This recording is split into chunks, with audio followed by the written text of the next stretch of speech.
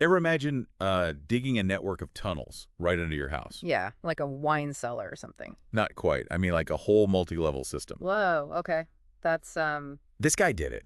yeah. Harrison G. Dyer Jr., entomologist. Lover. Okay, getting interesting. And a tunnel digger.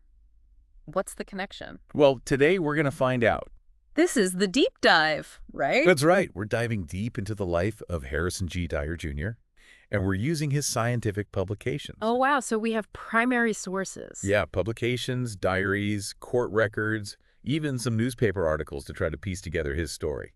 This is going to be good. I can already tell. So how did you first hear about Dyer? You know, it's funny. I came across this article. It was about a truck. Oh, okay. Just a regular truck driving down the street in Washington, D.C. Picturing it. And suddenly, Definitely. the road collapses and the truck falls into this huge hole. No way. And it turns out there was a whole electrified tunnel system underneath. Okay, you got my attention. Electrified, like lights and stuff. The whole works. That's And creative. Dyer built it all himself. All right, so that's how we get the tunnel digger. But let's back up. Who was this guy? So Harrison G. Dyer Jr. was born in 1866, right in the middle of the Gilded Age.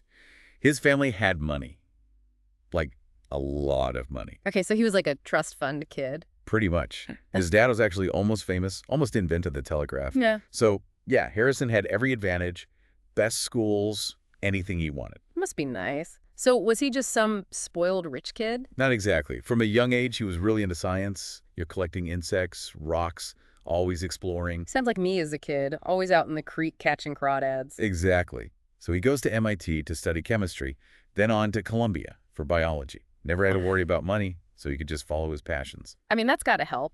But you got to have the brains too, right? Oh, absolutely. And he did. In 1890, he publishes this groundbreaking paper. It basically established what we know today as Dyer's Law. Dyer's law, like a law of physics or something? Not quite. It's in the field of entomology, and it's all about caterpillars. Caterpillars. How do you get from chemistry and biology to caterpillars? He was always interested in insects, Right. remember. And Dyer's Law, it's all about the connection between the size of a caterpillar's head and its stage of development. Wait, so he's like measuring caterpillar heads. He was incredibly meticulous. He discovered that by carefully measuring the head capsule, you could actually determine the caterpillar's larval stage. Okay, I'm trying to picture this. Why was that so important? Before Dyer, entomologists had a really tough time figuring out what stage a caterpillar was in. Makes sense. I mean, they all kind of look the same. Little squirmy things. Right.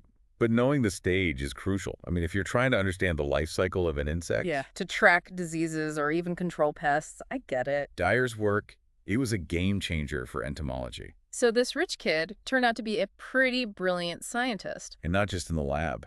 His research on mosquitoes, Mosquitoes, like the ones that bite you. the very same. His research ended up having a huge impact on public health, especially during the construction of the Panama Canal. The Panama Canal. Now, how does that fit in? So back then, diseases like yellow fever and malaria were running rampant, Bred by mosquitoes, right? right? And those mosquitoes were decimating the workforce building the canal. It was a disaster. So Dyer to the rescue. In a way, he teamed up with other scientists, and they dove deep into mosquito behavior. Trying to figure out how to stop the spread, right? Exactly. And they came up with some really effective control measures, saved countless lives. Wow. So he's a scientific hero now, too. This is quite a story already. And we've only scratched the surface. Because up next, we're going to delve into a different side of Dyer's life. It's a side that almost destroyed his career. Uh-oh. This is the lover part of the story, isn't it? You got it. And it's a doozy. Buckle up, because we're about to uncover a story filled with scandal and intrigue. More twists and turns than a Hitchcock movie. All right, I'm ready for it. Let's dive in. We'll be right back after a short break. Stay tuned. And wait. Okay, so last we left off, Harrison Dyer was about to get into some serious trouble. You mentioned a web of relationships. What exactly happened? Okay, picture this. It's the early 1900s. Washington, D.C. Harrison Dyer, he's this rising star in entomology. He's got it all. A wife, Zella, 2 kids, the whole 9 yards. It seems like the perfect life. Right. But then comes Waleska Pollock. Well, Waleska Pollock, who was she? She was a kindergarten teacher, super passionate about education, especially for Black communities. She and Dyer met at a summer camp. He was teaching about insects. A summer romance? Is that what we're talking about? It started that way, but it was a lot more than just a fling. Their affair went on for years. Years, wow. Right. Did he at least try to be discreet? He tried, but There's this interesting thing. Dyer, he was so meticulous about documenting everything in his life, but whenever Waleska came up, those diary entries, blank. Intriguing. Deliberate omissions, maybe. Definitely makes you wonder. So, how did they manage to keep this whole thing a secret for so long, especially with Dyer being such a public figure? Yeah, that's what I'm wondering. How'd they pull it off? Okay, so get this. Waleska, she was supposedly married to this guy named Wilfred Allen. Wilfred Allen. Okay. But here's the thing. No one, not even close friends or family, ever actually met this Wilfred guy. A phantom husband. Pretty much. He was always out of town for work, missed the births of their 3 sons, never had any family gatherings, always had an excuse. 3 sons. So Dyer was basically living a double life. Exactly. 2 families, 2 separate lives. And to make this whole charade even more believable, Also more. they went all out, created a whole paper trail for this fake husband, bank accounts, census records, even got Waleska and her sons a new house, all paid for by Dyer, of course. That's incredible, the lengths they went to. Yeah. Did his wife, Zella, ever suspect anything? Oh, she definitely had her suspicions, and they were confirmed when she found out about Dyer's financial shenanigans. Shenanigans? Like what? He had transferred a big chunk of his DC real estate to Waleska. Bold move. Did he think he'd get away with it? It's hard to say. They had confrontations. But Waleska stuck to her story, said their relationship was purely platonic. Platonic. With 3 sons. Hard to believe. So what finally brought this whole house of cards down? Divorce papers. In 1915, Dyer files for divorce from Zella, claims cruelty and desertion. Ouch. Sounds like a messy split. What did Zella do? She wasn't going down without a fight. She countersued, accused him of hiding assets, demanded way more alimony. This is getting juicy. What about Waleska? Did she want out of her fake marriage too? Absolutely.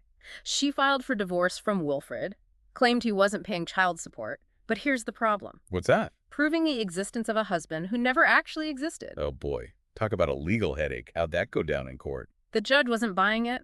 He could see right through her story, no evidence of this Wilfred guy anywhere. And Waleska's explanations, they just got more and more outlandish. Like what? Give me an example. At one point, she claimed Wilfred was living under an alias because he had faked his own death years earlier. Faked his own death. Seriously. Sounds like a bad soap opera plot. Right. So were they able to get their divorces? I gotta know. What happened? It was a battle, but Dyer's divorce was finalized in 1920, but Waleska's case. The court basically threw it out, refused to play along with the whole fake husband story. Wow. So what happened to Dyer and Waleska? Did they end up together after all that? Believe it or not, they did. After 2 decades of tangled relationships and all this crazy drama, they actually got married in 1921. Dyer even legally adopted her 3 sons. It's like a crazy Hollywood ending. But I can't imagine all this public scandal was good for Dyer's career. You're right. The newspapers had a field day, his colleagues started distancing themselves, and the Department of Agriculture, they eventually fired him. Unbecoming conduct, they called it. What a fall from grace. From a respected scientist to a social outcast. All for this whirlwind romance. You gotta wonder if he had any regrets. It makes you think, right? And this is where those mysterious tunnels come back into the picture. Remember that incident with the truck falling into the street? Of course. That's what got me hooked on this whole story in the first place. So those tunnels, they weren't some secret love nest or anything like that. They weren't. Nope. Over the years, Dyer had single-handedly dug this whole elaborate tunnel system under several of his properties. Hold on. He dug them himself. He did. And when they asked him why, his answer was pretty simple. Exercise. Exercise? Really? I mean, I guess digging tunnels would be a workout. But it seems like a pretty extreme way to get your steps in. Right. A lot of people didn't buy it. Some thought he was trying to relive his childhood, exploring caves and stuff. Others figured it was his way of escaping all the pressure and scrutiny. Maybe he just liked the challenge, creating this whole hidden world under the city. That's possible too. But the truth is, we may never know for sure. Dyer remains an enigma. Even with all this information, his true motivations, they're still a mystery. And that's what makes this story so fascinating, right? Exactly. So we've explored his scientific work, we dove into his love life, and we touched on those crazy tunnels. But there's one more piece of the puzzle. Another relationship that really impacted Dyer's life. Another relationship. Okay, you've got my attention. Tell me more. In the last part of our deep dive, we're going to look at Dyer's relationship with a fellow entomologist, John Smith. Their rivalry was intense. Professional disagreements, personal clashes. It played a big role in the final chapter of Dyer's life. Okay, so we've talked about Harrison Dyer's amazing scientific discoveries, his complicated love life, and those secret tunnels. It's a lot to take in.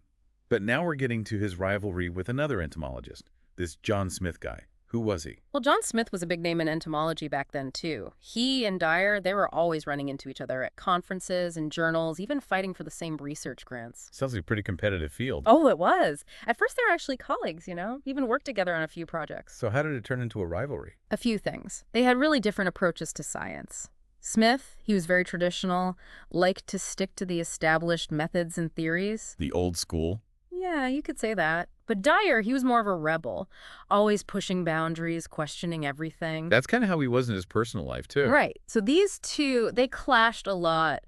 Big arguments, public disagreements. It got pretty heated. I bet. Was there one event that really kicked off a feud? There was this book review that Smith wrote. It was about one of Dyer's publications, and it was brutal. Smith ripped Dyer's methods apart, questioned his findings, even hinted that he might have faked some of his data. Ouch. That's harsh. Yeah. How did Dyer react to that? He was furious. Dyer was not the kind of guy to just take that lying down. So what did you do? He sued Smith for libel, claimed the review was a deliberate attempt to ruin his career. Wow, a lawsuit.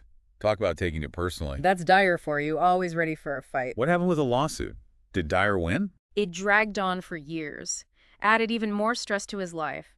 In the end, they settled out of court. We don't know the details, but the damage was done. Yeah. His reputation must have taken a hit. It definitely did. The scandal, the lawsuit, it all added up. This was in the late 1920s, early 1930s. Things started going downhill for Dyer. It's like everything was falling apart at the same time. Exactly. He lost his job at the Department of Agriculture. His finances were a mess. His health started to decline. He became more and more reclusive, spent most of his time in those tunnels he built. It's sad, you know. He had so much potential. What happened in the end? How did he die? He died in 1942, heart failure, officially. But many people think it was more than that. The stress, the physical strain of digging those tunnels, maybe even a broken heart, it all took a toll. Wow. What a story. So how should we remember Harrison G. Dyer Jr.? That's a tough one. He was a brilliant scientist, made some truly groundbreaking discoveries in entomology. His work on mosquito control saved countless lives. But he was also flawed, got caught up in scandals, made some bad choices, and those tunnels, that obsession, it's hard to understand. It's like he had these two sides, the brilliant scientist and the troubled soul. Exactly. Harrison Dyer, he was a man of contradictions. His life is a reminder that even the smartest people can make mistakes, that success can be fleeting, and that sometimes our passions can consume us. It's a powerful message. Thank you for sharing this incredible deep dive with us.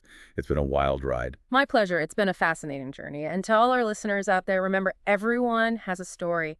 Keep exploring, keep asking questions, and keep digging deeper into the world around you. And then on that note, we'll see you next time for another deep dive.